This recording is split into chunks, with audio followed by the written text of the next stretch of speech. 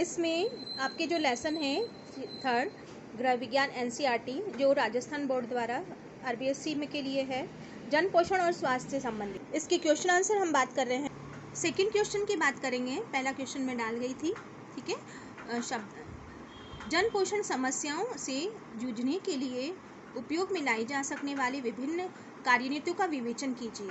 क्या है इसका?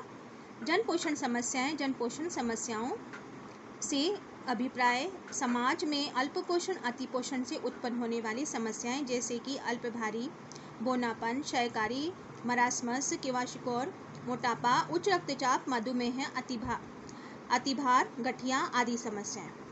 जन पोषण समस्याएं से जूझने के लिए उपयोग में लाई जाने वाली कार्यनीतियाँ क्या है?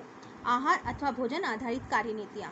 ये कार्यनीतियाँ निवारक व व्यापक योजनाएं हैं जो पोषणहीनता पर काबू पाने के लिए एक माध्यम रूप से भोजन का प्रयोग करती है। सूक्ष्म पोषक की कमी को रोकने के लिए सूक्ष्म पोषक समृद्ध खाद्य पदार्थ की उपलब्धता उपयोग को बढ़ाकर महत्वपूर्ण भूमिका निभाती है।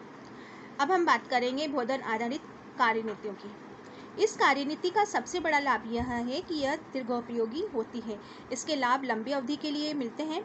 और दूसरा है इसके द्वारा लाभ की एक कमी कार्यनीतियाँ लगभग लागत प्रभारी और विभिन्न सांस्कृतिक आहार परंपराओं के लिए अपनाई जा सकते हैं। तीसरा है इसमें अतिलाभ, मात्रा, अविषालुकता और खतरा नहीं होता है। पोषक आधारित औषधीय दृष्टि से भी इसका महत्व है।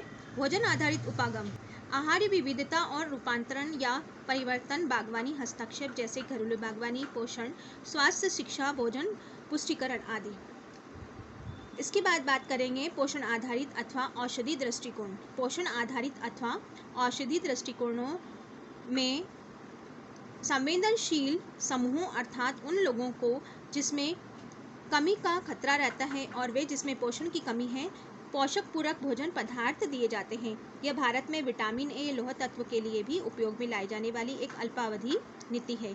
ये पूरक कार्यक्रम अधिकतर महंगे होते हैं। इनमें क्या शामिल किया जा सकता है, इस संबंध में समस्या भी रह सकती है।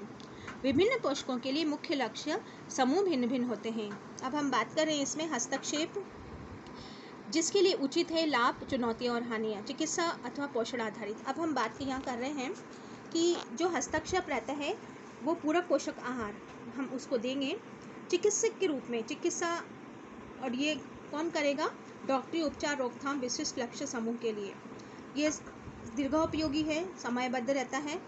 दूसरे उपयोगों को अधिक महंगे कार्यक्षेत्र, सीमित लक्ष्य है।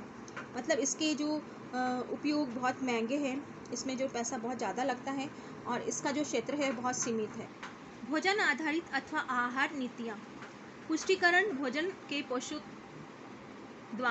पोषकों द्वारा पुष्टि करना, मतलब भोजन में परिवर्तन करके उसकी रोकथाम करना। इसके लिए है, सभी के लिए है और इसमें प्रभाव दीर्घोपयोगी है, दीर्घकाल के लिए होता है। इसमें जो नीतियाँ वो होती है, कमियाँ क्या होती है, चुनौतियाँ क्या क्या है? खाद्य उद्योग की भागीदारी आवश्यक होती है। पोषक और पोषकों के महत्व के बारे में लोगों की जागरूकता नहीं कर पाता है।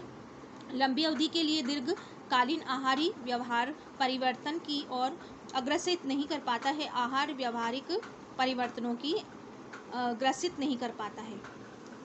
फिर इसमें है विविधता के लिए, आहार विविधता रोकथाम सार्वभौमिक के लिए होता है। बहुत अधिक मूल्य प्रभावी दीर्घोपयोगी होते हैं। व्यापक क्षेत्र बहुत ही सूक्ष्म पोषक एवं साथ उपलब्ध कराना, भोजन सुरक्षा में सुधार। उसके बाद है इसमें चुनौतियाँ क्या है? भोजन लेने वाले व्यवहार में परिवर्तन की आवश्यकता होती है। आर्थिक विकास की संभावना आवश्यकता होती है। कृषि नीतियों में परिवर्तन की आवश्यकता होती है। ये हमारा सेकेंड जो क्वेश्चन था ये पूरा हुआ, ठीक है।